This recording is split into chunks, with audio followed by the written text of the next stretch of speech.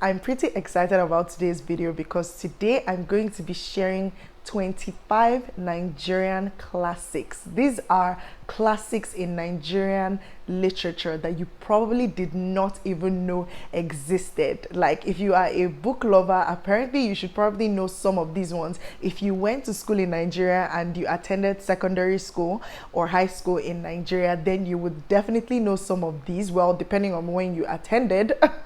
If you're an oldie like me, then you probably know some of them, but a lot of these books were originally published in the 50s, 60s, 70s, 80s. I think I only have one that was published in the 90s, and that was in 1991. So today I'm going to be sharing 25 Nigerian classic pieces of literature. These books are evergreen. They have withstood the hands of time. They are still widely read. A lot of them you might not know. A lot of them, to be honest, I did not know, and a lot of them I have not read, even though, like, when I was compiling this list and I was looking at their synopsis and looking at when they were originally published, and I was so impressed. And I'm just like, I'm so in awe of Nigerian writers. And I feel like when it comes to literary giants in the whole world that people actually bow to, Nigerian writers are it. Nigerian writers are everything, and I'll continue to give them their full accolades, the ones that are no more alive, the ones that are still alive. Any opportunity that I see to give a Nigerian writer the accolade, I'm gonna give it to them, because Nigerian writers are everything. If there's anything that Nigeria has gifted the world, it is literature. Take that to the bank any day, anytime. So without wasting much time, let's get into these classics that you would actually be surprised to know existed. And if you are a literature guru and you want to actually read them, then you can go and hunt for them. A lot of them are on Amazon. A lot of them are in the African Writers series. A lot of them your parents probably know about, and you probably don't even know about. If you were not born in the 70s or 80s, then you might not know about any of these ones. But if you were, maybe you stand a chance. If you went to secondary school, maybe late 90s to early 2000s, you might know about some of them. 2010 downwards, forget about it. You don't know about none of them. So, but this is going to be very interesting. I'm super excited to do this because I've always admired Nigerian writers, and so this is like a tribute to, you know, the Nigerian classics. And I'm not just talking about Chinua Achebe. So let's get started.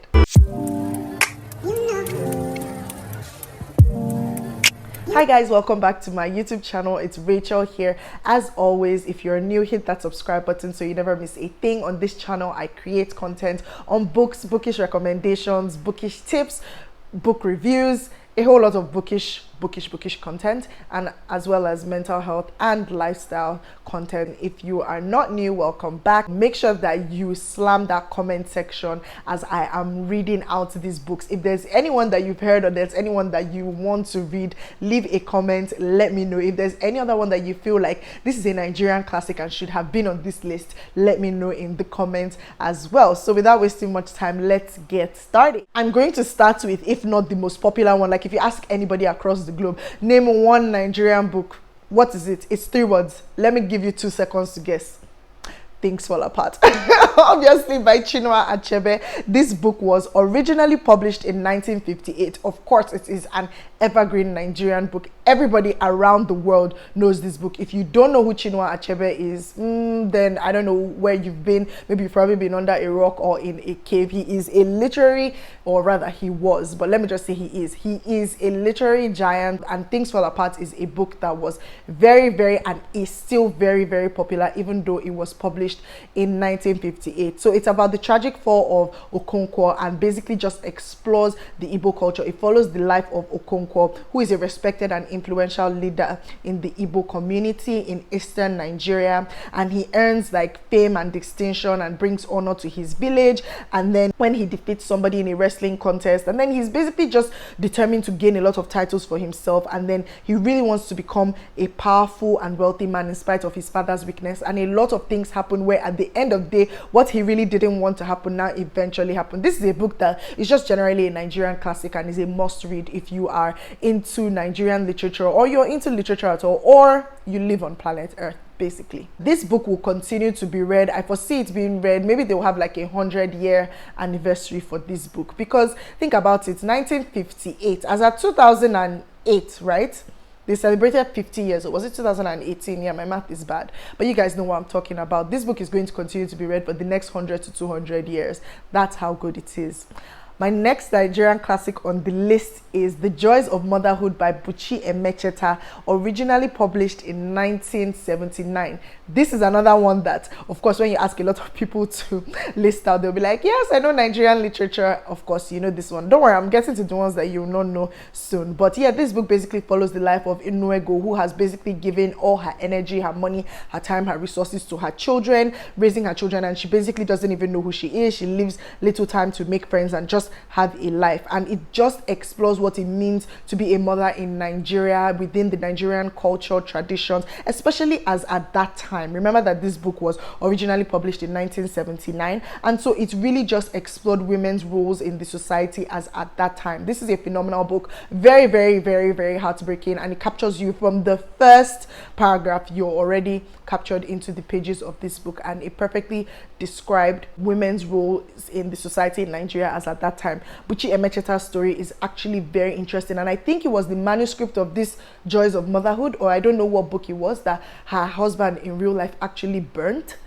and then she had to write it all over again. You can go and Google it. There's some story about Buchi Emecheta. I think she wrote a short story about somebody that actually was her life story, and it had that. No, sorry, it wasn't her that wrote it. I think it was it Leye Adenle that wrote a short story. I'll look for it and I'll talk about it, but it really chronicled Buchi Emecheta's life.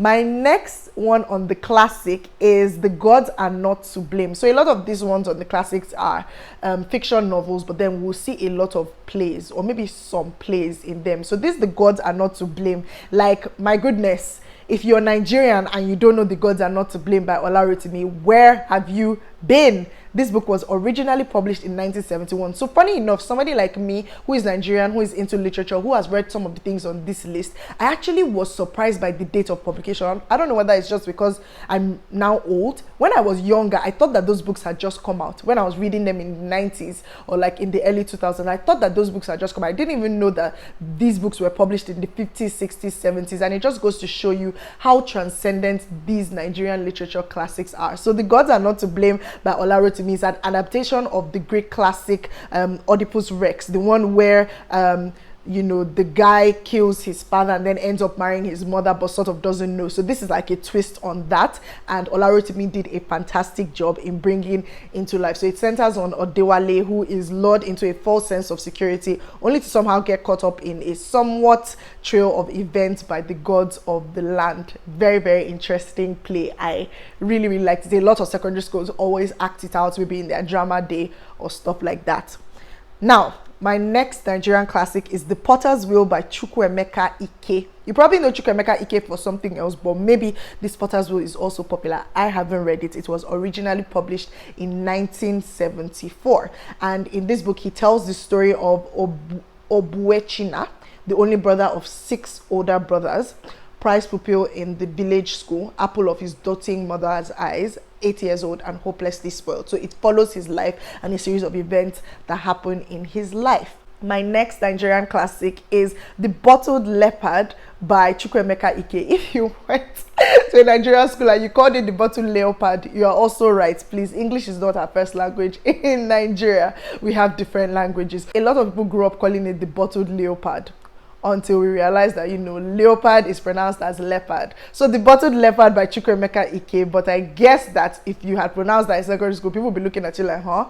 This is the one that is very popular, and this book was originally published in 1985, and it tells the story of an embattled schoolboy who has been chosen by his progenitors to bear the mystical power of his lineage, the power to control a leopard. And he is troubled by the dreams of a leopard.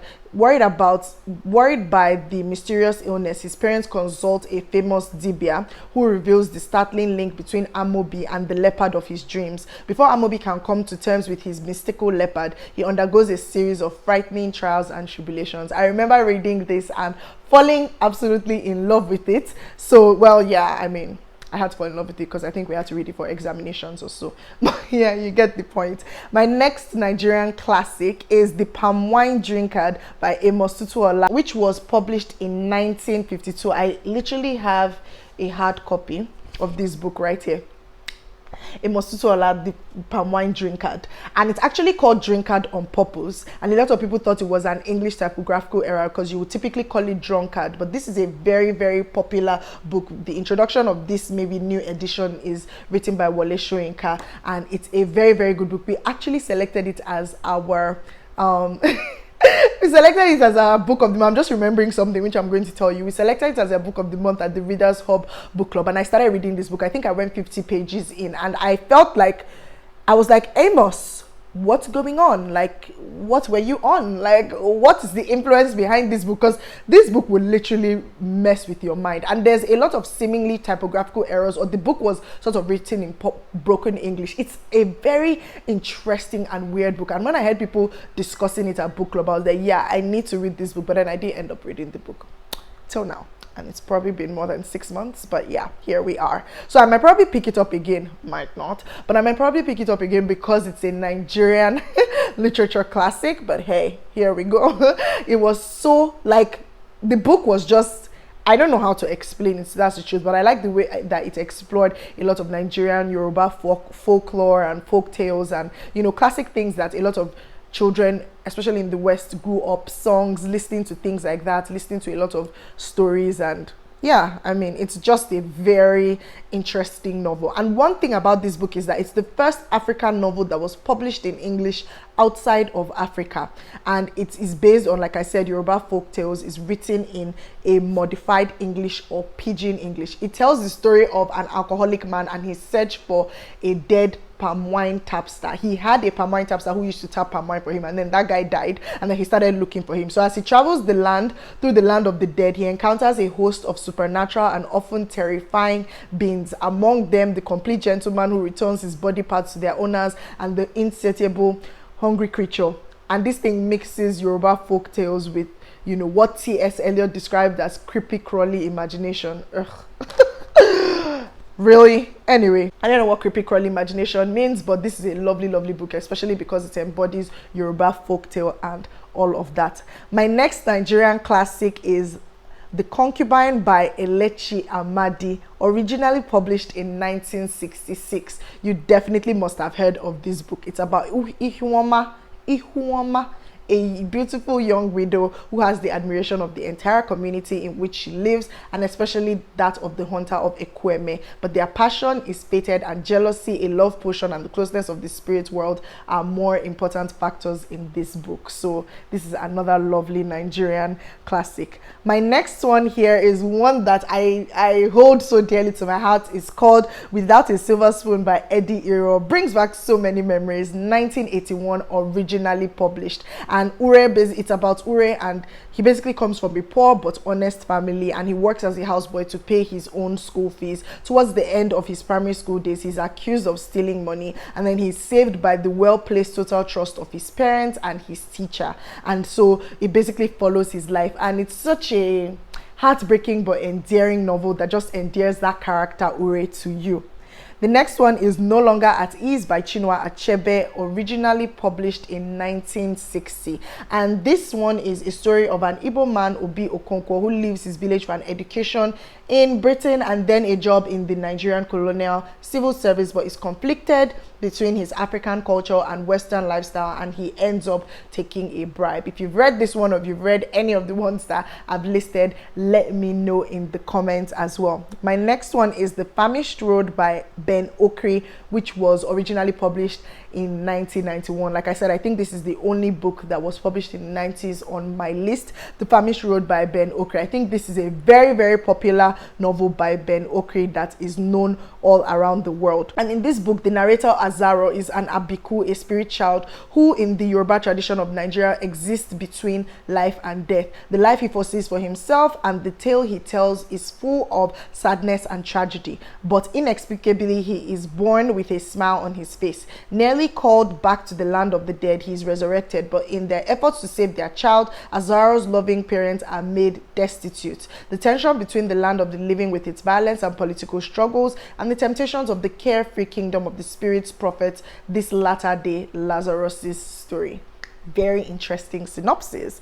My next one on the Nigerian classic list is Second Class Citizen by Buchi Emecheta, another popular book by Buchi Emecheta, 1974, originally published. And this book basically follows the life of Ada, who is a spirited and resourceful woman who manages to move her family to London in the late 1960s. So she's seeking an independent life for herself and her children, but she encounters racism and hard truths about being a new citizen in London. Lovely book by Buchi Emecheta. The next one is also another one that I read in secondary school growing up. It's called The Incorruptible Judge by D. Olu Olagoke, originally published in 1962. And this is a play also like Olarotimi's own, and it is an interesting one. If you've not read The Incorruptible Judge, where have you been? In fact, if you've not read a lot of the books of this list, like I said, you've been under a cave if you are Nigerian and you love literature. Or maybe you didn't read it during examinations when you were supposed to. The Incorruptible Judge is about a young school leaver who applies for a vacancy. Instead of giving the bribe of £5 demanded of him, he reports the matter to a policeman, and this leads to the corrupt employer's arrest. Like I said, originally published in 1962, a very famous one. My next one is one that, in fact, 95% of you Nigerians that must have definitely heard of it. You must have. Like, let me know in the comments if you've heard of this one. Our Husband Has Gone Mad Again by Olarotimi. This book was originally published in 1977. It's also a play. This book has been adapted by so many people. I think in recent times, even in 2018 or 2019, there were a lot of stage plays in Lagos on this Our Husband Has Gone Mad Again. And it is a very popular play that is usually adapted by, you know, people in theater within and outside Nigeria. So in this one, he takes a comic swipe at ideological misfits and opportunists who strut the ever-accommodating political landscape of contemporary Africa. I'm going to leave it as that. You can go and read the synopsis to see what it is about, but I really enjoyed this one. My next one on the list of Nigerian classics is A Man of the People by Chinua Achebe, originally published in 1966. And this follows a story told by Odili, a young and educated narrator, on his conflict with Chief Nanga, his former teacher, who enters a career in politics in an unnamed fictional 20th century African country. Written by Chinua Achebe, another amazing Nigerian classic. My next on the list, also by Chinua Achebe, because like I said, he's a literary giant. Like, between Chinua Achebe and Buchi Emecheta, I don't even know which of them, but these people, I have quite a number of their books on my list. So this is Arrow of God by Chinua Achebe, originally published in 1964, and it follows the story of Ezeolu, who is the headstrong chief priest of the god Ulu. He is worshipped by the 6 villages of Umuaro, and his authority is increasingly under threat from rivals within his tribe, from functionaries of the colonial government, and even from his own family members. But he believes himself to be untouchable. Surely he is an arrow in the bow of his God. Armed with this belief, he is prepared to lead his people, even if it is towards their own destruction. But his people will not be dominated so easily. It is an unforgettable portrayal of the loss of faith and the downfall of a man in a society forever altered by colonialism. Chinua Achebe actually wrote a lot of books on, because, well, I mean, that was literally the time, 1960, 1958. You see that a lot of his books are around the time when, in fact, there was a lot of colonialism and Nigeria had just become newly independent in 1960. So you can see that a lot of his books were influenced by that. My next one on the Nigerian classic list is The Bride Price by Buchi Emecheta, originally published in 1976. And this book is basically about a Nigerian girl who is allowed to finish her education because a diploma will enhance her bride price, but she then rebels against traditional marriage customs. A very popular Nigerian classic book. Next up is Efuru by Flora Nwapa, originally published in 1966. If you don't know who Flora Nwapa is, I'm not even saying you must have read any of her books, but I mean, come on, you need to know who Flora Nwapa is. Like, hello. So this book was originally published in 1966, and it's her first novel that plants her story firmly in the world of women, where Efuru, beautiful and respected, is loved and deserted by 2 ordinary, undistinguished husbands. A lot of these books that I'm actually listing out can be found under the African Writers series. So if you're looking for where to get them, of course, you can Google, check Amazon. They literally sell them in packs. You can get like 20 of these books in one under the African Writers series category. My next one is Idu by Flora Nwapa, originally published in 1970. It is a 1970 novel and the second novel put out by Flora Nwapa, and it centers around Idu, a young woman in a Nigerian village whose husband has died, and her efforts to be reunited with him. Nice. Flora Nwapa doing everything. This next one actually captured my attention because I never knew that a book like this existed until I saw the title, and the title actually caught my attention. It's titled My Mercedes is Bigger Than Yours, written by Nkem Nwankwo. Please, if you've seen or heard of this book, let me know in the comments. It was originally published in 1962, and it's about a man and his car. A man and his Mercedes. He takes the car back to his rural home, and then he gets into an accident, losing the car and beginning a profound downward spiral. In search for a way out, he veers widely from politics to religion. He eventually gets another car, and I guess a lot of series of events do happen.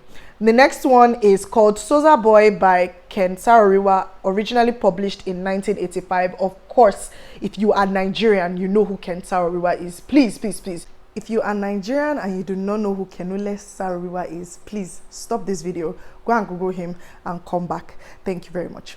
So Souza Boy describes the fortune of a young, naive recruit in the Nigerian Civil War, from the first proud days of recruitment to the delusionment, confusion, and horror that follows. The author's use of rotten English, a mixture of Nigerian Pidgin English, broken English, and idiomatic English, makes this a unique and powerful novel.